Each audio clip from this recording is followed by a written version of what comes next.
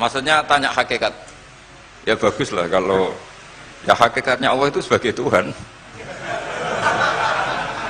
Terus cara mengenal Allah itu paling gampang, sehingga Imam Sibawayh bilang Allah itu a'raful ma'arif. Saya ngaji di mana-mana itu kampanye saya begini.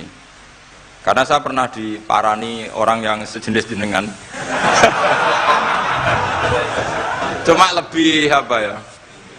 Lebih fasik lah kira-kira gitu. Karena nggak santri sama sekali. Yang datang ke saya itu nggak santri sama sekali. Dia datang begini, Pak Mbak, saya mau Islam serius asal Anda bisa menjelaskan Tuhan itu siapa.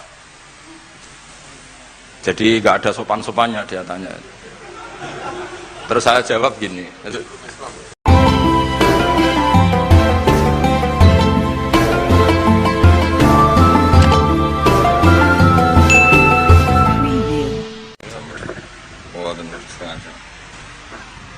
Kita terusakan ya. Bismillahirrahmanirrahim. Qala Muhammad bin Husain, I'lam rahimana wa iyyaka anna nabiyya sallallahu alaihi wasallam qad a'lamaka ikum rohno sapa mirsakno sapa nabi ka ing sira fi hadal hadis ing dalam ikhlas hadis anna Jibril saat temene malaikat Jibril alaihi salam inna ma sa'alan nabiyya sallallahu alaihi wasallam bi hadrati ashabi ana ing ngarepe sahabate para nabi. Innama arada mesti ngersakno sapa Jibril ayu alimahum ing yen to ngeruhna sapa Jibril ing para ashab amrodinihim ing urusan agamane para sahabat. Fayam bagi mongko saejo al muslimin apa ya alamu yang to ngerti sapa al muslimin hu ing amrodinihim. Terus pikirannya saya al-Ajuri bahwa Jibril menanyakan Islam dengan niat mengertikan Islam kepada para sahabatnya Rasulullah SAW. Artinya Jibril itu buatan takok carane sugih. Saiki wong takok kiai itu salah alamat. Wong alim takok carane sugih, carane dadi bupati, terus carane duwe akeh. Wong alime dhewe ora pati dhuwit ditakoki. Kadang kula iki suwani tiyang, Gus kula bojo kula kathah carane rukun piye.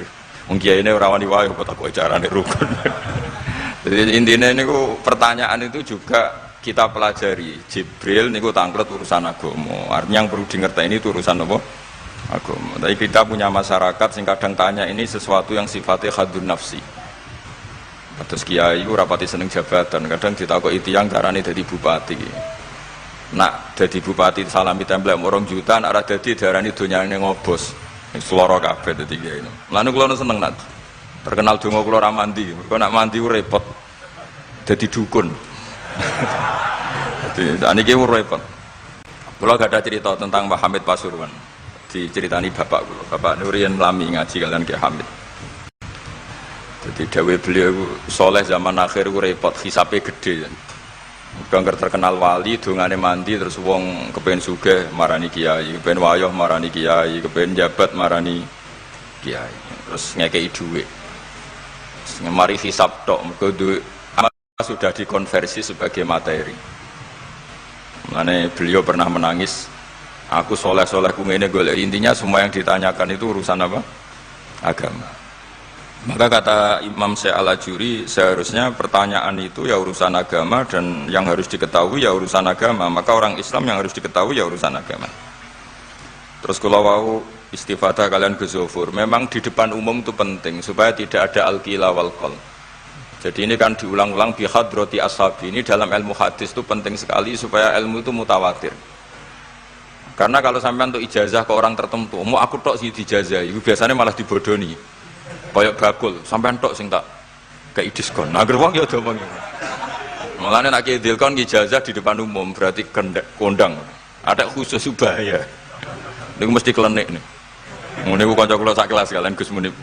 Jadi orang itu, makanya saya ngaji itu pede di depan umum. Karena kalau salah ya dibenarkan Gus Zofur, kalau benar juga ganjarannya akeh. Tapi nak ngaji mbek wong loro dhewean iku terus kok cocokan. Nak salah aja kodo-kodo ya kan. Jadi memang ilmu itu suka yang mutawatir saya, karena validitasnya jelas. Makanya dulu itu dikaji hadis kok enggak mutawatir itu enggak mutu.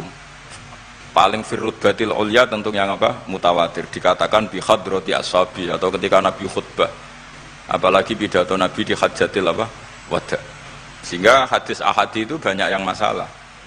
Karena satu ada subjektivitas rawi, kalaupun soha itu ada subjektivitas rawi. Seperti yang diceritakan Gus Sobur tadi, Abu Dzar itu orangnya soleh, tapi punya subjektivitas kesolehan yang sangat individualistik, sehingga beliau. Jadi, tapi kalau umum kan standarnya jelas, apa? Standarnya apa? Jelas. Ya saya teruskan. Jadi bihadrati ashabi itu menurut saya kata kunci karena pentingnya mutawatir. Terus menyangkut pertanyaan tadi yang Gus Zofur hilang, nggak semua pertanyaan harus dijawab. Sebetulnya saya juga ngeritik, nggak semua yang diunek-unek takokno. Kadang wong takok nasib. Kita misalnya saya itu sering punya utang 1 juta, gak iso nyaur. Kadang wong takok, kalau diutang 1 miliar caranya nyaur piye? Wong kene diutang 1 juta ora carane nyaur kok ditakoki sing utange napa? 1 miliar. Kulo ning santri, bojone niku 3 wong sugih. Kowe iku kurang kesuwan kula takok carane ngrukono bojone. Yo kene bingung piye carane. Bojo sitok kowe kudu urip malah. Ditakoki bojo napa? Nah ternyata santri itu terinspirasi oleh cerita-cerita. Syaratnya wali itu kudu di bojo cerewet. Nak sitok wae cerewet wali apa meneh nak telu, dia cara berpikir begitu. Nah, itu yang bojo pertama itu ngancam nak masih sah dengan istri kedua ketiga mau bunuh diri. Terus dene nate nyuwun sewu melafatkan tolak. Terus takok teng kula. Niku termasuk mukroh napa mboten Gus? Karena saya melafatkan itu dipaksa diancam bojo pertama mau napa?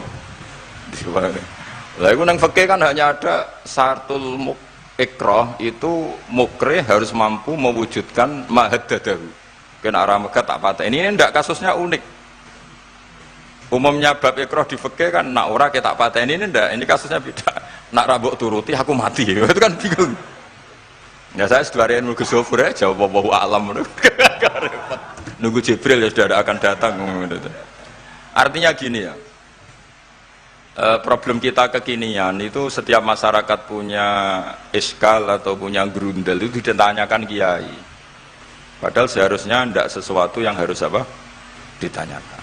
Misalnya yo gawane di bojo akeh mesti sumpek ngurmat wong wedok sitok sumpek apa meneh telu.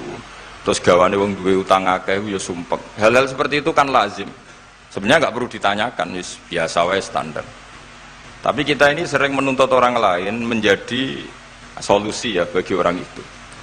Makanya saya kalau ngajar di Jogja itu sering cerita begitu. Problem orang kota itu adalah kalau punya beban itu dibebankan ke negara atau ke kiai atau ke ustadz. Padahal beban ini sebagai hukuman karena kesalahannya apa? Sendiri. Saya masih ingat betul ketika kasus Aid. Mbah Mun itu orang yang sangat syafiq li ummati, sangat syafiq lah, sangat syafakoh pada umatnya. Ketika ada seorang dokter peneliti obat Aid, itu sangat tertantang, dia sangat obsesi bisa menyembuhkan Aid. Aid yang karena free sex ya, bukan karena ketularan ya. Saya ulang lagi, yang karena seks bebas bukan karena ketularan. Itu tidak biasanya yai duko, baru pertama itu saya melihat yai itu agak duko. Terus beliau tidak jawab, tapi setelah dokter itu pulang ngendikan begini, pangeran itu kadang ngersano kabeh itu ono sanksine, cara bahasa modern ono sanksine. Ya tujuannya pangeran itu wong ben tobat ben balik nang Allah. Jadi ono wong uripe ngawur diutang, ya sanksine wong urip ngawur diutang ben uripe apik. Intinya Mbah Mun mau ngendikan kesalahan itu pantese ya ono sanksine ben wong tobat. Lah saiki kiai iku nak ditakoki ngono berusaha cari solusi sanksi iku, padahal Allah kepengen memberi sanksi. Enggak sampean misalnya zaman mondok ra sregep terus bareng saiki dadi kiai bingung terus kula kan dadi solusi Gus kayak donga laduni. Wong pangeran ngekeki sanksi kuwe zaman mondok ra sregep. Ben ora rasane isin maca keliru di depan umum. Malah yo ijazah napa? Laduni. Jadi itu pelajaran bagi saya menurut saya. Jadi kata Mbah Mun la'allahum yarji'un itu la'allahum yantahun yang di Quran itu satu kesalahan itu pasti Allah itu menghendaki ada apa? Sanksi. Tentu maksudnya Allah baik supaya tobat. Tapi sekarang sanksi itu mau dihilangkan. Kadang konsultannya itu kayak bojo kepengen minggat Sing lanang tak takoki kena apa? Mun lami Gus boten kula nafakoi. Ya aku yang mending normale iku minggat, iku wis terlambat bojomu kepen minggat saiki iku terlambat. Kudune wis wingi-wingi. Normale wong lanang ra tanggung jawab, mencen sanksine bojone minggat. Itu cara kula kiyaine memberi napa? Solusi. Tak takoki lah minggate ning diteng tiyang tuane. Berarti bojomu pinter. Wis ngerti sing lanang ra kena deloki melok wong tuane ya niku. Dadi nah seperti itu menurut saya semua kiai itu harus kayak saya dalam bab itu. Tapi mereka cari donga, piye bojo iki ora dicukupilah seneng. Terus golek akeh pengasih, golek jimat. Akhirnya bangun nanti cerita, sing kula malah tak kenang sih. Akhirnya kiai ini nganti lali ya. Ono wong melarat yo ijazah kiai. Berhubung kiai ini ku isin muni ra iso dijazahi duha mek donga. Kiai ini ku lali nak dhewe fakir. Akhirnya yang minta ijazah itu ditimbali bangun. Rene tak ijazahi. Kowe yo ijazah duha mek sapa kiai iki. Lha kiai ku dhewe fakir kok jalu ijazah. Ya ijazah ya aku sing wis sukses dadi kiai sugih. Artinya apa? Bener ceritane Gus Zofur, gara-gara setiap pertanyaan niku memaksakan bisa jawab. Wis koyo ning pondok lho, wis karuan dene dhewe Joko tuwa. Lho kok ngeke ijazah mahabbah. Dhewe ning pondok ganti Joko tuwa. Itu di pondok mana-mana Gus, itu ada ijazah laduni. Padahal sing ijazah iku ya tau ramu. Sekolah iku ora tau munggah. Ngono dicalon ijazah laduni yo. Coba di pondok-pondok beredar gak ijazah ketemu Nabi Khidir? Beredar. Padahal yang ijazah juga gak pernah. Nah itu karena yang diceritakan Gus tadi, memaksakan bisa. Jadi karuan dekne dhewe ra iso ya santai wae. Nah, aku pengen ngipi ketemu Rasulullah itu beredar gak ijazah itu? Mungkin Pak Del kan yang pernah mengijazahkan itu. Tapi ora tahu. Sampe tahu ijazah niku Pak Zakaria? Oh, jadi ya ijazah itu terus ya. Karena jubir Torekoh nih. Jadi intinya kalau tidak bisa ya bilang saja tidak bisa. Sampai apa jangan kita lupa tadi ya. Sampai lupa daratan tadi karena problem negara kita termasuk itu. Semua intelektual, semua pakar kalau ditanya problem negara itu semuanya jawab. Akhirnya kan gaduh. Semuanya punya rumus, semuanya punya versi. Akhirnya gaduh. Misalnya pemerataan Indonesia rumusnya gimana? Yang satu bilang, wah ibu kotanya dipindah. Yang satu bilang, harus ada sentralisasi di Jawa supaya ada kualitas A, ada kampus terbaik, ulama terbaik. Kalau diratakan nanti kemampuannya rata itu justru tidak bagus. Yang ketiga enggak, wah kualitas demokrasinya dijaga. Yang satu enggak, demokrasi tanpa ekonomi tidak bisa. Sehari santri ya sedunia rasa pikir besok mati ben. Nah itu kan karena memaksakan jawab akhirnya ada kegaduhan tadi. Zaman tabiin yang masih ada sahabat banyak. Sebetulnya bukan zaman tabiin banget karena zaman itu masih banyak apa? Sahabat. Itu mereka cara berpikir sudah semua ahlun nar itu redaksi di Quran tuh khalidina fiha, sehingga zaman tabiin sudah banyak yang berpikir nggak ada kemungkinan orang sing yukhrajuna minan nar.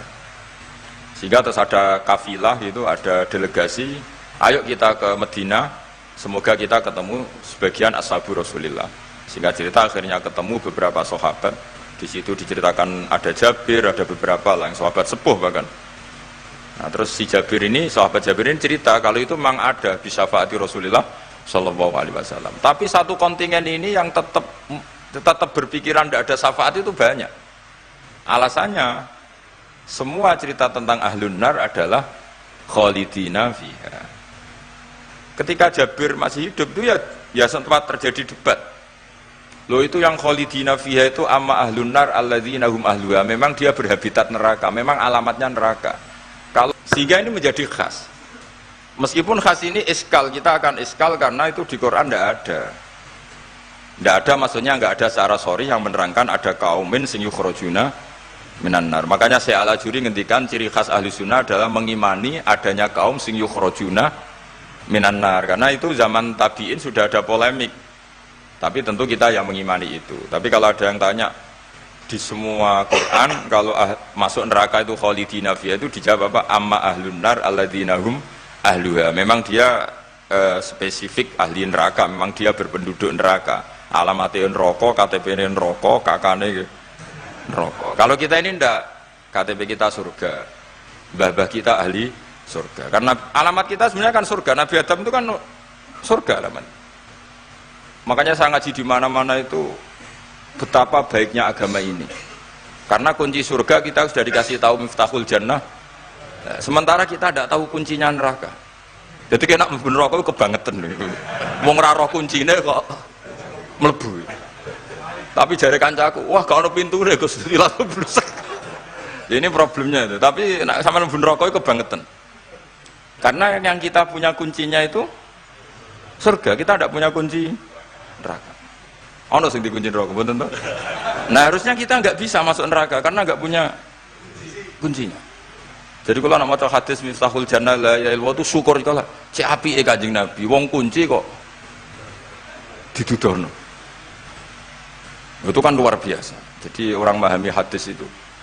Saya ini tahadus bi nikmah, ini mumpung ada Gus Zofur, ini saya tasihkan.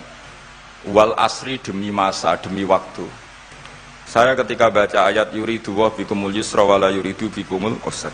Dengan ayat wal asri demi waktu. Itu memang luar biasa Islam itu. Coba ya. Kita baca kalimat tauhid itu kan hanya butuh waktu setengah menit, mungkin tidak ada la ilaha illallah Muhammadur Rasulullah. Waktu yang sesikat itu bisa menghapus kekafiran di masa lalu.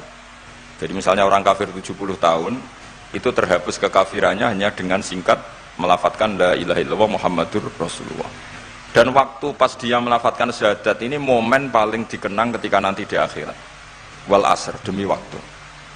Jadi artinya apa? Momen terbaik kita adalah ketika melafadzkan itu. Dan kalimat itu mudah. Dan sah, asal belum yughorghir, belum kelerek-kelerek, sah. Dan tanpa syarat. Misalnya sholat tidak butuh suci, butuh nutupi aurat, butuh melakukan rukun dan syarat. Syahadat enggak. Lau ta'alaffadhu kafirun biyadi syahadah, mesti apa? Sohat hadi syahadah. Padahal kafir, urung adus, ijek cerita ya betapa agama ini mudah. Ya kan, kalimat yang bisa menghilangkan kekafiran, kemudian tidak banyak syarat. Coba kalau kamu mau sholat, syaratnya kan macam-macam. Mau zakat, ulama Islam. Ya, terus kita harus menghindari perilaku tertentu. Yang perilaku itu zaman Nabi sudah sangat diperingatkan. Misalnya yang masyhur itu Khawarid. Khawarid itu kelompok yang sangat soleh secara zahir. Yes, ibadahnya kata Rasulullah laisa siyamukum kasiyamihim wa qiyamukum kami qiyamihim. Jadi puasa kamu sahabat enggak sehebat puasanya orang apa? Khawarid. Ibadah kamu tidak sebanding ibadahnya Khawarid, tapi mereka sangat biadab. Ya murukuna minaddin murukosahmi minar ramiyah yaqra'unal Qur'an la yujawizu hana jiro. Dan di antara kesolehan yang berlebihan ini kata Nabi apa? Yuqatiluna ahlal Islam wala yuqatiluna ahlal authan. Kalau dijak musuhi sesama Islam semangat, tapi dijak musuhi yang jelas salah ndak semangat. Ini kelompok sing hadarona humun nabiyyu, kelompok yang kita diperingatkan Nabi untuk sangat apa? Menghindari. Karena logikanya jelas ya. Orang yang kafir saja inginnya Nabi menjadi muslim dengan diajarkan syahadat. Tapi ini orang yang sudah muslim, seleranya Khawarid, dikeluarkan dari Islam. Tahlilan kafir, kuburan kafir, nyekelake kafir. Apa saja menjadi kafir. Ini pertanyaannya kan, inginnya seorang Nabi itu kan tentu dari kafir menjadi muslim. Ini yang sudah Islam menjadi kafir. Maka cerita-cerita di beberapa ulama, ini kenangan saya ngaji di sini. Ini sekaligus cerita penutup. Ada orang ekstremis ketemu Islam alim. Terus ketika melihat ahlul ma'asi itu maksiat, ahlul ma'asi ketika maksiat, sedang maksiat. Sebaiknya orang-orang Islam seperti itu mau saya bunuh, mau saya bom. Ini yang cerita orang-orang alim ke saya. Terus kata si orang alim tadi, lau annahum matu, kalau mereka benar-benar mati khinal maksiyah itu aina masiruhum, lalu mereka kemana? Si yang keras tadi bilang ilanar, karena mereka mati apa khinal maksiyah. Terus jawabnya yang alim tadi, dzalika muradan nabi, apa umat Islam mati kemudian min ahlin nar itu yang dikehendaki Nabi? Untungnya yang si ekstremis tadi agak alim. Ya ndak, Nabi inginnya umatnya itu ya mati tidak masuk neraka. Ya sudah, jangan bunuh sekarang, kasih kesempatan apa? Tobat. Untungnya si yang ekstrim ini termasuk min ahli ilm, dia nerima konsep itu, nerima. Itu jadi pelajaran dialog kealiman. Dan kita menjadi moderat bukan karena liberal atau sekuler. Memang kita baca hadis-hadis misalnya inna wuha yabsutu yadahu billail yatuba musiun nahar wa yabsutu yadahu bin nahar yatuba musiul lail. Allah yang Tuhan saja inginnya itu menunggu tobatnya mereka, bukan mengakhiri mereka dalam keadaan tidak tobat. Jadi ini supaya jadi paham, menjadi khas kita. Ya Allah yang Tuhan saja inginnya kan menunggu tobatnya mereka, bukan malah tobat itu kita hentikan ya dengan dibunuh ketika maksiat. Itu artinya kan kita tidak memberi kesempatan tobat. Sama sih ingat Mbah Mun sering cerita ke saya, aku corokon mileh, kata beliau, aku corokon mileh iku yo ora pati seneng ono terlalu tegas, terlalu apa, mergo Allah wae ngekei kesempatan. Ya tadi, apa logikanya kan Allah saja, misalnya Allah Ta'ala selalu membuka tangannya di malam hari supaya yang tadi siang maksiat tobat di malam hari. Terus Allah membuka tangannya di siang hari supaya yang tadi malam maksiat tobat. Intinya Allah Ta'ala itu menunggu tobat, bukan menghentikan asbabit taubah. Sehingga tradisi guru-guru kita, ya utamanya Mbah Mun, itu sama-sama saja baik. Bukan karena baik sama orang fasik, bukan. Tapi implementasi dari menunggu tobatnya orang fasik, dan tentu itu butuh apa? Tarbiyah, butuh syafaqah, butuh kasih sayang, butuh. Saya masih ingat ketika beliau baca kitab karangannya Imam Sa'roni itu, Tambihul Mukhtarin, itu diantara madzhab Imam Sa'roni itu Al-Hikmah Dolatul Mu'min, itu beliau juga menambahkan wal fasik dolatul mu'min. Bukan sekedar al-hikmah dolatul mu'min, tapi al-fasik juga dolatul mu'min. Karena ketika seorang mukmin fasik ini seperti barang yang hilang, dia tercerabut dari akarnya, yaitu akar keimanan dan keislaman. Maka kita-kita, kata Imam Sa'roni, kita-kita sebagai orang soleh harus menemukan mereka atau mengambil mereka untuk dikembalikan. Jadi ini komitmen kita sebagai murid Mbah Mun, sebagai murid Syekhina Al-Abenya sudah ada amal. Itu saja inginnya Allah sama orang Islam, kaumun yukhrajuna minan nar, bukan malah diblesno gitu.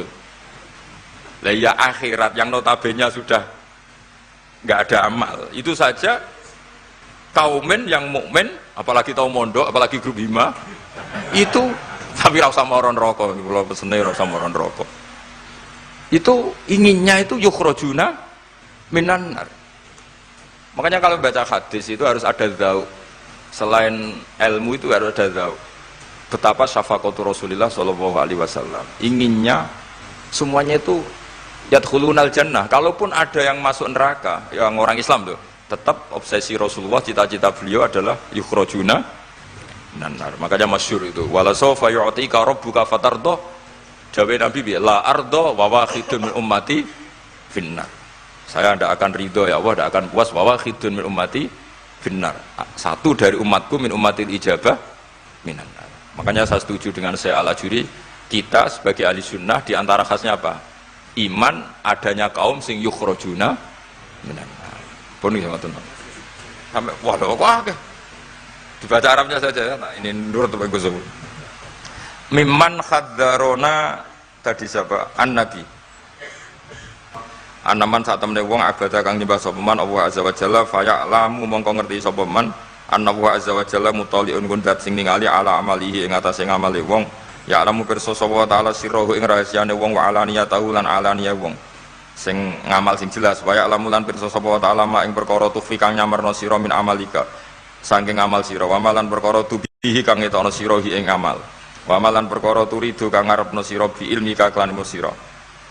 Kowe ngarepno bi ilmika misale Allahu turidu am ghaira. Dadi maksudnya Allahu Allah ana ta kowe ngamal iku ngersakno Allah turidu am ghairahu. Dadi maksudnya Allah tahu amal kamu atau ilmu kamu. Apakah amal kamu ilmu kamu untuk Allah? Allah turidu am ghairahu. Apakah kowe melakukan amal itu karena Allah apa enggak? Ya'lamu pirsa sapa taala asirra wa akhfa. Ya'lamu pirsa sapa taala khainatal ayuni ing mripat sing khianat. wa malan perkara tufi kang nyimpen apa suduru apa dodo ya lamun pirsa sapa wa ta'ala ing perkara antum kang te sira kabeh ku alihi ngatasé ma fahdaru mongko wedi sira kabeh ing apa mesti wedi Allah dengan makna mendekat ke Allah faman mongko te sapane wong roa iku jaga sapa man hadhihi ing ikilah halah bojo pertama iku ngancam ora dipegat bunuh diri akhirnya dia nang ngarepe talak untuk bila di belakang ada mic di belakang itu kepegat tau neng aku yang mending ngene aku yang mending ngene namun ya seminggu untungnya takut iku lho lebih seminggu tak akali ya sekian mungkin muncul misalnya ini kepegat di jadi indah sekali aku tak misalnya tanggal entek aku kan lucu untungnya tanggalnya oh ya, tapi kan jawaban ngono kan koyo gak abadi senang ono pertanyaan seperti itu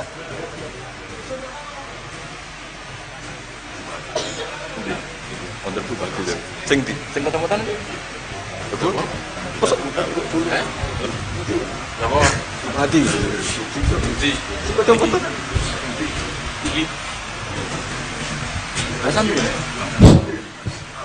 Bismillahirrahmanirrahim. Assalamualaikum warahmatullahi wabarakatuh. Bagi para hakim ya KHI itu kompilasi hukum Islam ya sementara yang dipakai ya KHI itu yang dipakai oleh pedoman untuk memutuskan yang diajukan ke napa jenenge di mahkamah-mahkamah yang berurusan dengan terutama pernikahan. Apakah karena kan khilafnya fikih kan akeh. Khilaf napa jenenge fikih niku kathah. Nah, kula nggih mboten ngertos niku KHI niku. Yang saya tahu ya pokoknya KHI itu nggih niku napa jenenge sudah pilihan-pilihan di antara ulama dijadikan pedoman bagi para hakim. Karena itulah ya kadang-kadang nyun sewu hakim-hakim itu yang dipelajari ya KHI. Ora pati ngerti fikih yang bulat yang banyak asal bisa KHI ya insya Allah bisa jadi hakim, bisa jadi penghulu. Oh ya pedomannya ya KHI. Tapi tentu KHI itu tidak bisa menjawab dengan nopo jeneng KHI. Saya kira ya kalau masalah-masalah itu tadi yang saya pahami karena tadi kurang begitu mendengar pertanyaan-pertanyaan itu. Jadi tetap bagaimanapun butuh jawaban, butuh pengetahuan tentang fikih sunnahnya, fikih Al-Quran juga butuh. Kemudian aqwalu al-ulama itu juga dibutuhkan. Dan tentu untuk kasus-kasus di Indonesia, terutama untuk memutuskan banyak hal kasus di Indonesia, sangat membutuhkan KHI, karena itu yang secara resmi kayaknya dipakai di Indonesia, kompilasi hukum Islam. Ya.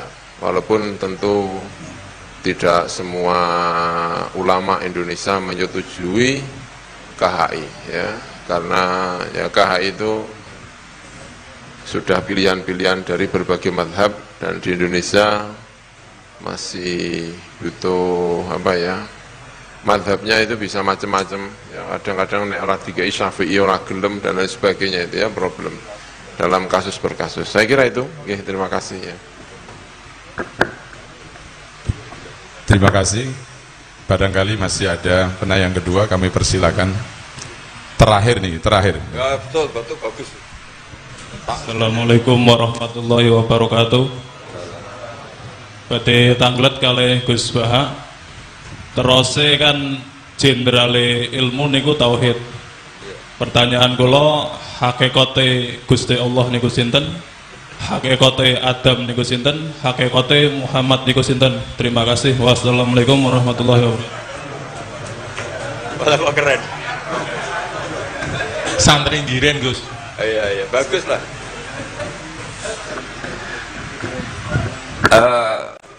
maksudnya tanya hakikat. Ya bagus lah kalau ya hakikatnya Allah itu sebagai Tuhan. Terus cara mengenal Allah itu paling gampang, sehingga Imam Sibawayh bilang Allah itu a'raful ma'arif. Saya ngaji di mana-mana itu kampanye saya begini. Karena saya pernah diparani orang yang sejenis jenengan. Cuma lebih apa ya? Lebih fasik lah kira-kira gitu. Karena nggak santri sama sekali. Yang datang ke saya itu nggak santri sama sekali. Dia datang begini, Pak Mbak, saya mau Islam serius asal Anda bisa menjelaskan Tuhan itu siapa. Jadi nggak ada sopan-sopannya dia tanya.